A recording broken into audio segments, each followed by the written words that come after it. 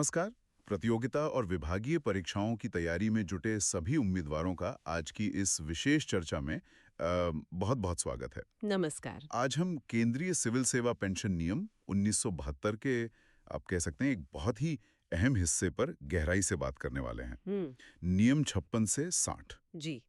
ये नियम पेंशन और ग्रेच्युटी की राशि कैसे तय होती है और उसका प्राधिकरण मतलब डिटर्मिनेशन एंड ऑथराइजेशन, इसकी पूरी प्रक्रिया से जुड़े हैं। बिल्कुल सही कहा आपने। ये नियम मतलब सिर्फ प्रक्रिया ही नहीं बताते, बल्कि ये पक्का करते हैं कि पूरी प्रक्रिया टाइम पर और स्मूथली चले। और परीक्षाओं के नजरिए से देखें तो इन नियमों की जो बारीकियां हैं, खासकर नियम 59 में जो 3 चरण बताए गए हैं, उनसे अक्सर सवाल पूछे जाते हैं। हाँ, वो 3 चरण वाला हिस्सा सुना है, काफी महत्वपूर्ण है। जी हाँ, वो बहुत महत्वपूर्ण है। वो प्रक्रिया की आप कह लीजिए असली मशीनरी समझाता है। तो फिर देर किस बात रही? चलिए इस पूरी प्रक्रिया को समझते हैं। शुरू करते हैं नियम 56 से। ये किस बारे में है? देखिए, नियम 56 जो है वो बेसिकली पूरी पेंशन प्रक्रिया का पहला कदम है। इसका मेन मकसद है ये पक्का करना कि रिटायरमेंट की तैयारी बिल्कुल टाइम पे शुरू हो जाए, ताकि बिल्कुल एंड मोमेंट पर कोई हड़बड़ी ना हो। इसके तहत कुछ सब रूल्स हैं। अच्छा। उपनियम 1 ये कहता है कि हर विभाग प्रमुख मतलब हेड ऑफ डिपार्टमेंट, उनकी ये जिम्मेदारी है कि वो हर 3 महीने में यानी साल में 4 बार 1 जनवरी, 1 अप्रैल, 1 जुलाई और 1 अक्टूबर को एक लिस्ट तैयार करें। इस लिस्ट में उन सभी सरकारी कर्मचारियों के नाम होते हैं जो उस तारीख से अगले 12 से 15 महीनों में रिटायर होने वाले हैं। ओह, 12 से 15 महीने पहले? ये तो काफी एडवांस में हो गया। जी हाँ, ये एक तरह की मतलब अर्ली वार्निंग सिस्टम है। तो विभाग को काफी पहले पता चल जाता है कि कौन-कौन रिटायर होने वाला है। इससे तो प्लानिंग में बहुत मदद मिलती होगी। फिर इस लिस्ट का क्या होता है? हाँ, बिल्कुल। उपनियम 2 के मुताबिक इस लिस्ट की एक कॉपी संबंधित लेखा अधिकारी यानी अकाउंट्स ऑफिसर को भी भेजनी होती है। और ये कॉपी भेजनी होती है उस तिमाही के खत्म होने के अगले महीने की आखिरी तारीख तक। जैसे 31 जनवरी, 30 अप्रैल, 31 जुलाई या 31 अक्टूबर तक। अच्छा, ताकि वो लोग भी मतलब अकाउंट्स वाले भी समय पर अपनी तैयारी शुरू कर सकें पेंशन भुगतान के लिए। जी हाँ, बिल्कुल, ताकि अकाउंट्स ऑफिस भी अलर्ट रहे और वो भी अपनी तरफ से प्रक्रिया शुरू कर सकें। ठीक है, ये तो हुई सुपर एन्युएशन यानी सामान्य रिटायरमेंट की बात। हम्म। लेकिन अगर कोई मान लीजिए वीआरएस ले रहा हो या किसी और वजह से रिटायर हो रहा हो, उसके लिए क्या है? हाँ, ये अच्छा सवाल है। उपनियम 3 इसी सिचुएशन के लिए है। अगर कोई कर्मचारी सुपर एन्युएशन के अलावा किसी और कारण से रिटायर हो रहा है, तो जैसे ही ये बात ऑफिस हेड को पता चलती है, मतलब उसके इमीडिएट इंचार्ज को, उन्हें फौरन बिना किसी देरी के संबंधित अकाउंट्स ऑफिसर को बताना होता है। क्योंकि ऐसे मामलों में रिटायरमेंट डेट पहले से फिक्स नहीं होती ना। सही बात है। और सरकारी आवास का क्या? अक्सर ये सुनने में आता है कि क्वार्टर खाली करने और उसके बकाये को लेकर काफ़ी दिक्कतें आती हैं। हाँ, आपने बिल्कुल सही पॉइंट उठाया। उपनियम 4 इसी से जुड़ा है। अगर रिटायर होने वाला कर्मचारी सरकारी क्वार्टर का अलॉटी है, तो उपनियम 3 के तहत अकाउंट्स ऑफिसर को जो इन्फॉर्मेशन भेजी जाती है, उसकी एक कॉपी संपदा निदेशालय यानी डायरेक्टरेट ऑफ एस्टेट्स को भी भेजनी जरूरी है, ताकि वो लोग भी आवास खाली कराने और जो भी बकाया है, उसकी वसूली की प्रक्रिया टाइम पर शुरू कर सकें। तो नियम 56 ने एक तरह से सबको इन्फॉर्म करने का काम कर दिया। लेकिन जैसा आपने कहा, सरकारी आवास वाले मामले अक्सर पेंशन में अड़चन डालते हैं। यहीं पर शायद नियम 57 आता है, वो नो डिमांड सर्टिफिकेट यानी एनडीसी वाला। ये इतना जरूरी क्यों है? नियम 57 वाकई में बहुत जरूरी है, क्योंकि सरकारी आवास का जो बकाया होता है, जैसे लाइसेंस फी वगैरह, अगर वो टाइम पर सेटल न हो, तो वो पेंशन और ग्रेच्युटी के फाइनल पेमेंट में देरी का एक बहुत बड़ा कारण बन सकता है। नियम 57 इसी प्रॉब्लम को सुलझाने और प्रक्रिया को मतलब स्ट्रीमलाइन करने की कोशिश करता है। अच्छा, तो क्या कहता है ये नियम? देखिए, मुख्य नियम ये कहता है कि अगर कोई कर्मचारी सरकारी आवास में रह रहा है या पहले रह चुका है, तो ऑफिस हेड को कर्मचारी के रिटायरमेंट की जो अनुमानित तारीख है, उससे कम से कम 1 साल पहले डायरेक्टरेट ऑफ एस्टेट्स को लिखना होगा कि भाई इस कर्मचारी का एनडीसी जारी करे। ये एनडीसी रिटायरमेंट से 8 महीने पहले तक की अवधि के लिए होता है, ये कंफर्म करता है कि उस पीरियड तक आवास का कोई बकाया नहीं है। 1 साल पहले, ये तो काफ़ी एडवांस प्लानिंग है। लेकिन क्या असल में ये प्रोसेस इतना सीधा होता है? सुना है इसमें भी काफ़ी मतलब पेचीदगियाँ हैं। क्या इसके लिए कोई सरकारी निर्णय, वो जो जीआईडी कहते हैं, वो भी हैं? हाँ, बिल्कुल है। और ये जीआईडीज, गवर्नमेंट ऑफ इंडियाज डिसीजंस, ये प्रैक्टिकल प्रॉब्लम्स को हल करने और प्रोसेस को आसान बनाने के लिए बहुत महत्वपूर्ण हैं।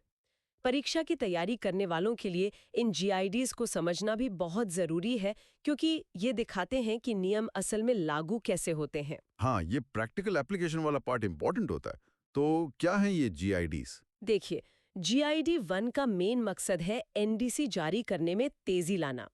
इसमें एक बहुत ही, आप कहिए, क्रांतिकारी बात कही गई है। विभागों को रिटायरमेंट से 2 साल पहले ही कर्मचारियों की लिस्ट और एनडीसी के लिए एप्लीकेशन डायरेक्टरेट ऑफ एस्टेट्स को भेज देनी चाहिए। 2 साल पहले? अरे बाप रे!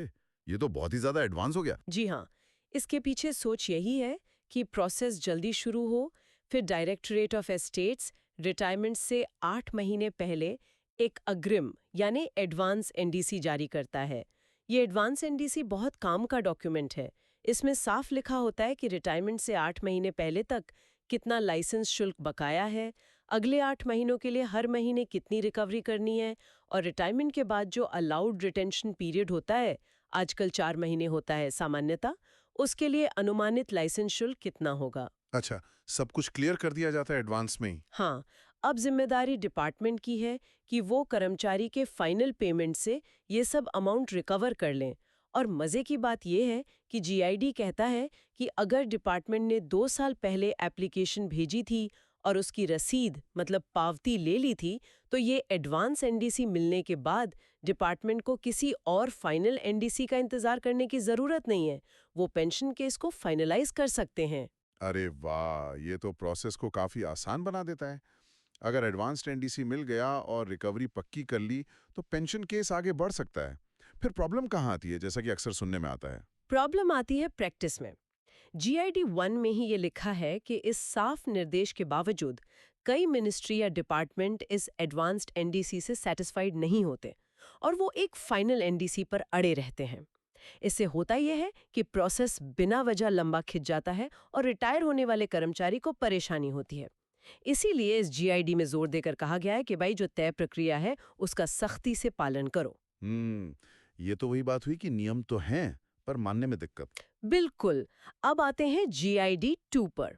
ये इंटरपोल एकोमोडेशन के मामलों से जुड़ा है। इंटरपोल मतलब? कोई गलती नहीं हुई, उसने तो पैसे दे दिए, बिल्कुल। उसकी कोई गलती नहीं, लेकिन होता ये है कि जब वो कर्मचारी रिटायर होता है तो उसका एनडीसी रोक दिया जाता है। क्यों? क्योंकि दोनों डिपार्टमेंट के बीच पैसों का हिसाब किताब मतलब एडजस्टमेंट पेंडिंग है। हम्म, कर्मचारी बेचारा बिना वजह फंस जाता है, जबकि उसने अपना सारा बकाया चुका दिया है। ये तो गलत है। इसीलिए जीआईडी 2 में ये साफ निर्णय लिया गया कि अगर कर्मचारी ने अपना पूरा बकाया चुका दिया है और उसका डिपार्टमेंट ये लिखकर देता है और उस पर कोई और पर्सनल बकाया नहीं है, तो सिर्फ इसीलिए कि 2 डिपार्टमेंट के बीच एडजस्टमेंट पेंडिंग है, उस रिटायर होने वाले अफसर का एनडीसी नहीं रोका जाना चाहिए। ये तो वाकई रिटायर होने वालों के लिए बड़ी राहत की बात है।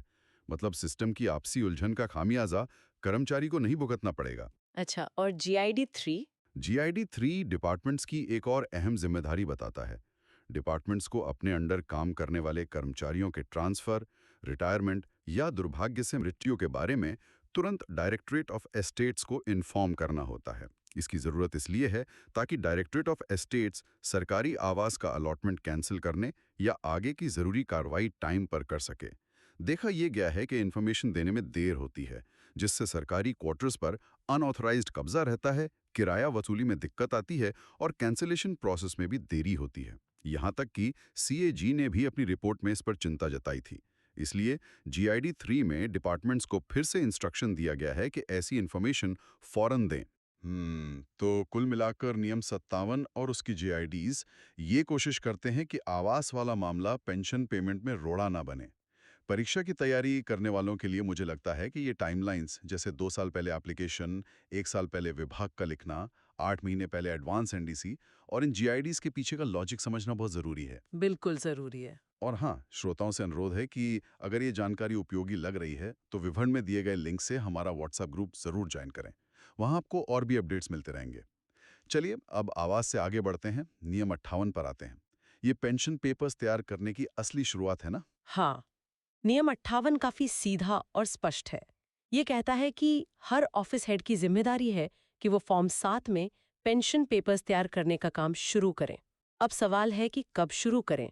तो नियम कहता है कर्मचारी की सुपर एन्युएशन पर रिटायरमेंट की तारीख से 1 वर्ष पहले या जिस तारीख को वो एलपीआर यानी लीव प्रिपरेटरी टू रिटायरमेंट पर जाता है, इन दोनों में से जो भी तारीख पहले आए। ओके, यानी पेंशन पेपर्स तैयार करने के लिए कम से कम 1 साल का टाइम दिया गया है। ये एक इम्पॉर्टेंट टाइमलाइन है। जी। और अब हम आते हैं उस नियम पर जिसका आपने शुरू में जिक्र किया था कि वो परीक्षा के लिहाज से बहुत महत्वपूर्ण है और जिससे अक्सर सवाल आते हैं। नियम 59 या मामला थोड़ा और गहरा होता है।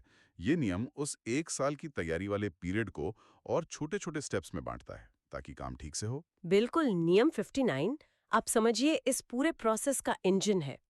ये नियम 58 में जो 1 साल का टाइम मिला है, उसे 3 बिल्कुल स्पष्ट और लॉजिकल स्टेजेस में डिवाइड करता है। मकसद ये है कि पेंशन पेपर्स तैयार करने का काम टुकड़ों में टाइम बाउंड तरीके से पूरा हो जाए। परीक्षा में इन 3 चरणों और इनकी टाइम लिमिट्स पर अक्सर सवाल बनते हैं, इसलिए इन्हें ध्यान से समझना बहुत जरूरी है। जी, तो क्या है ये 3 चरण? पहला चरण सेवा का सत्यापन, वेरिफिकेशन ऑफ सर्विस। ये सबसे पहला और सबसे बुनियादी कदम है।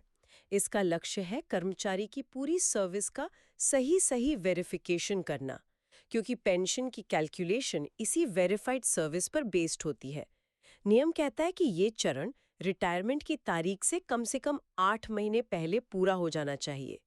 इसमें कई सब पॉइंट्स हैं। अच्छा, 8 महीने पहले, ठीक है। सबसे पहले ऑफिस हेड कर्मचारी की सर्विस बुक देखेगा और चेक करेगा कि नियम 32 के तहत जो सर्विस पहले वेरीफाई हो चुकी है, उसके बाद के पीरियड के लिए वेरिफिकेशन सर्टिफिकेट्स दर्ज हैं या नहीं।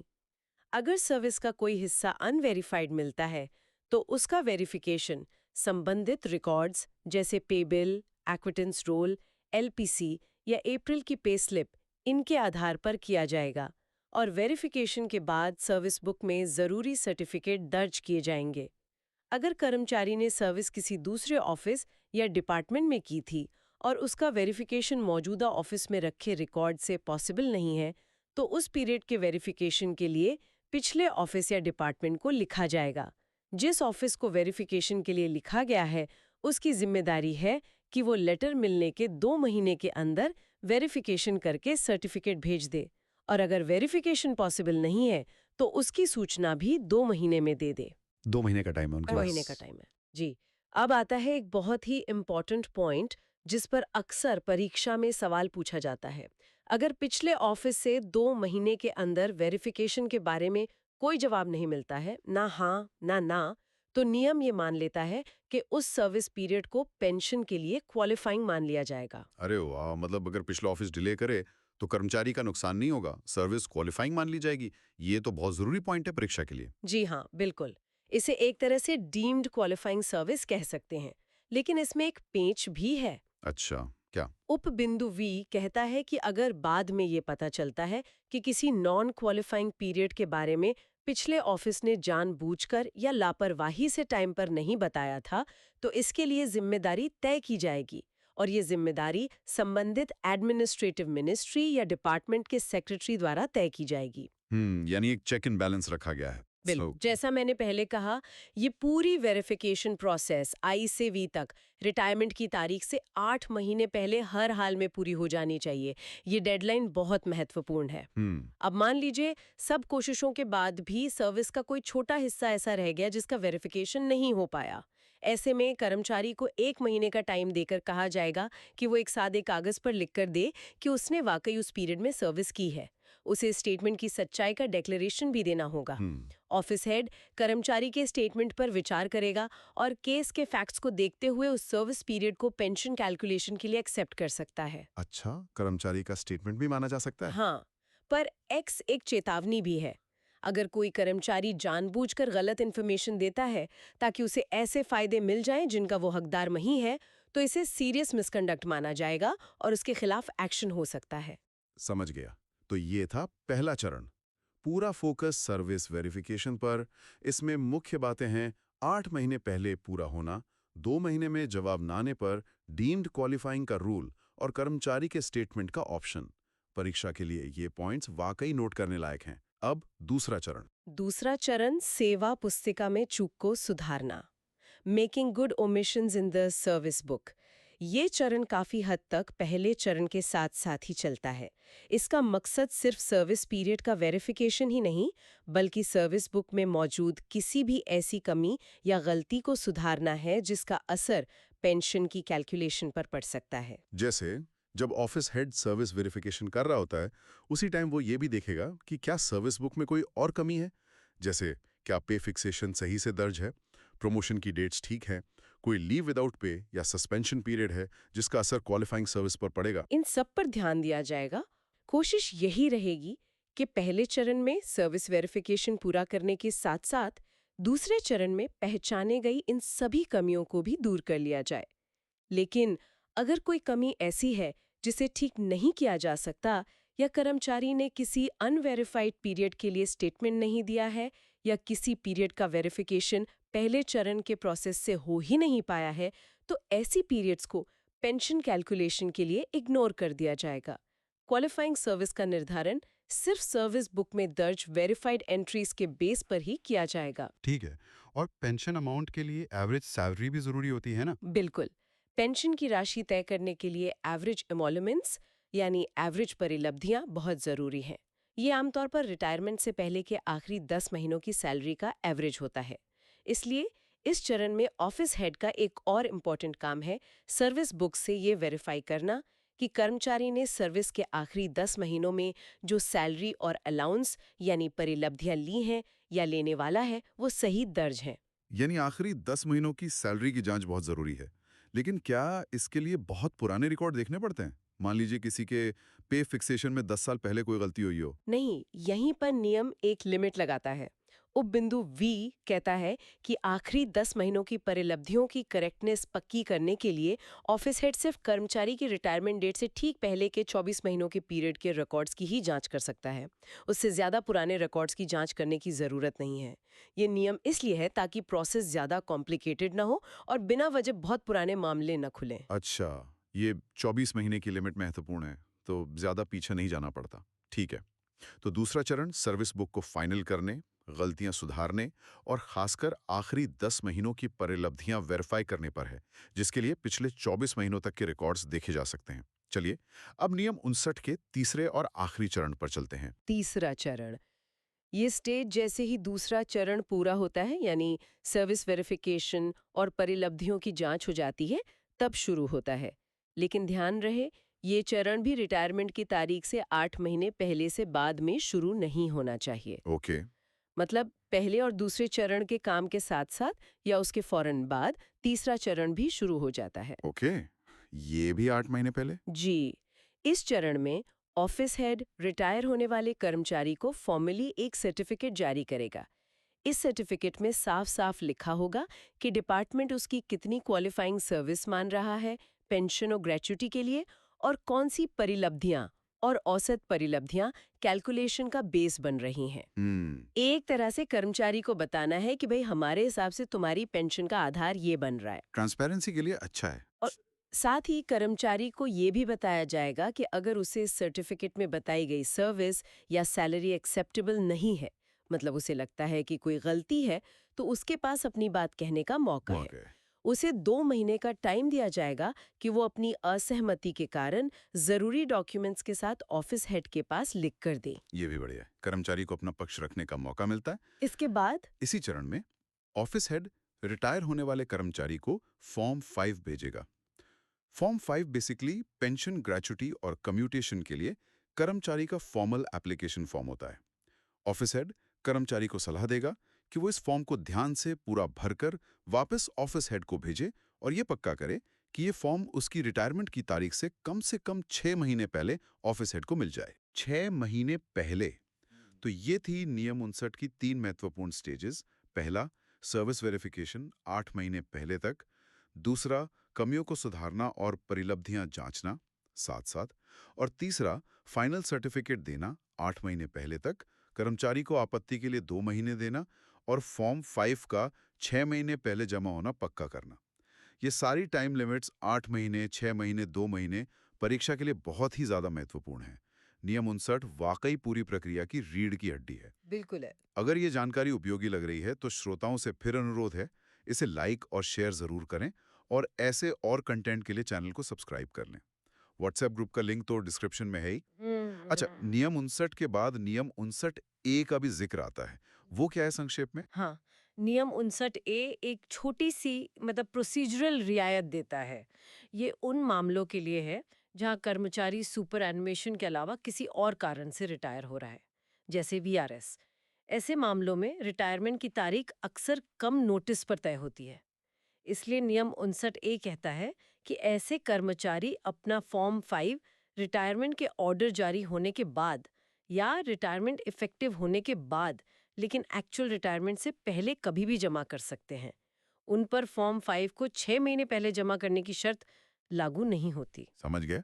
ये उन लोगों के लिए जिनकी रिटायरमेंट डेट अचानक तय होती है। क्या नियम 59 के तहत भी कुछ जीआईडीज हैं जैसे नियम 57 में थे, प्रोसेस को और बेहतर बनाने के लिए? हाँ, नियम 59 के तहत भी 2 महत्वपूर्ण जीआईडीज हैं जो रूल्स के इफेक्टिव इम्प्लीमेंटेशन पे फोकस करते हैं। जीआईडी 1 स्टाफ की ट्रेनिंग की जरूरत पर जोर देता है। हुआ ये कि एक स्टडी टीम ने पाया कि जो कर्मचारी और अफसर पेंशन केस देखते हैं वो अक्सर टाइम लिमिट्स के बारे में पूरी तरह अवेयर नहीं होते या उन्हें इस सब्जेक्ट पर प्रॉपर ट्रेनिंग ही नहीं मिली होती। इसी वजह से देर होती है।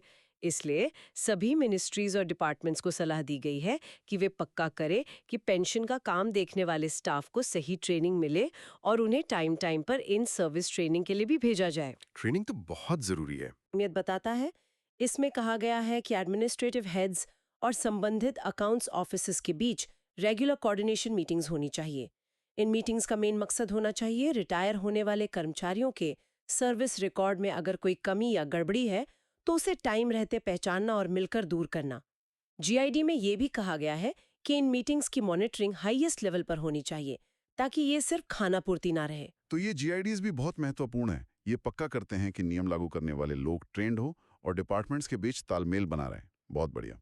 अब हम इस कड़ी के आखिरी नियम पर आते हैं, नियम 60। हाँ, नियम 60 पेंशन पेपर्स को फाइनल टच देने की मतलब उसे पूरा करने की टाइम लिमिट तय करता है। नियम 58 और 59 में जो प्रोसेस शुरू हुआ था उसे अकाउंट्स ऑफिसर को भेजने से पहले पूरा करने की ये फाइनल डेडलाइन है। अच्छा, क्या है ये डेडलाइंस? नियम 60 साफ कहता है, नियम 59 के तहत जो नॉर्मल केस है यानी सुपर एनुएशन रिटायरमेंट, उनमें ऑफिस हेड को फॉर्म 7 का पार्ट 1 जिसमें सारी कैलकुलेशंस और डिटेल्स होती हैं, सरकारी कर्मचारी की रिटायरमेंट डेट से कम 4 महीने पहले पूरा कर लेना होगा। 4 महीने पहले? हाँ, और नियम 59A वाले मामलों में यानी दूसरे कारणों से रिटायरमेंट, ऑफिस हेड को फॉर्म 7 का पार्ट 1 कर्मचारी द्वारा फॉर्म 5 जमा करने के 3 महीने के अंदर पूरा करना होगा। 4 महीने और 3 महीने, ये हैं फाइनल डेडलाइंस फॉर्म 7 पूरा करने की। जी। तो इसका मतलब है कि पूरी प्रक्रिया, लिस्ट बनाना नियम 56, एनडीसी नियम 57, पेपर्स तैयार करना शुरू करना नियम 59 और आखिर में फॉर्म 7 पूरा करना नियम 60 एक बिल्कुल स्पष्ट टाइम टेबल के तहत चलती है। हाँ, ये सभी नियम मिलकर एक ऐसा सिस्टम बनाते हैं जिससे रिटायरमेंट बेनिफिट्स का निर्धारण और पेमेंट सही ढंग से और जहां तक हो सके टाइम पर हो सके। तो ये थी केंद्रीय सिविल सेवा पेंशन नियम 1972 के नियम 56 से 60 पर हमारी काफ़ी विस्तृत और गहन चर्चा। मुझे पूरी उम्मीद है कि परीक्षा की तैयारी कर रहे उम्मीदवारों को इन नियमों की बारीकियों को, खासकर नियम 59 के 3 चरण और उनसे जुड़ी टाइम लिमिट्स को समझने में काफ़ी मदद मिली होगी। बिल्कुल, और ये नियम परीक्षा के नज़रिए से तो महत्वपूर्ण है ही।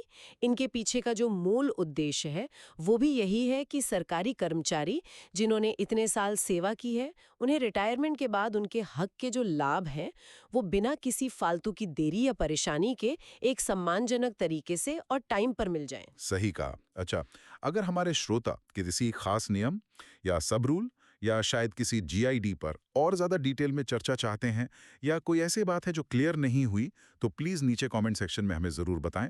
हम कोशिश करेंगे कि आगे उस पर बात करें। जी, ज़रूर। और हाँ, एक बार फिर याद दिला दूं, अगर आपको ये जानकारी काम की लगी हो तो प्लीज़ इसे लाइक करें और अपने दोस्तों, साथी, उम्मीदवारों के साथ शेयर भी करें। और भविष्य में ऐसी और चर्चाओं के लिए हमारे चैनल को सब्सक्राइब करना बिल्कुल ना भूलें। व्हाट्सएप ग्रुप का लिंक नीचे डिस्क्रिप्शन में है ही। हाँ, जरूर जुड़े। इतनी धैर्य से इस मान सकते हैं थोड़ी टेक्निकल चर्चा को सुनने के लिए हम सभी श्रोताओं की सराहना करते हैं। हमें बताएं कि नियमों को समझना कभी-कभी थोड़ा सूखा लग सकता है, लेकिन आपकी ये जो लगन है वो वाकई काबिले तारीफ है। जी बिल्कुल। सभी श्रोताओं का बहुत-बहुत धन्यवाद। धन्यवाद।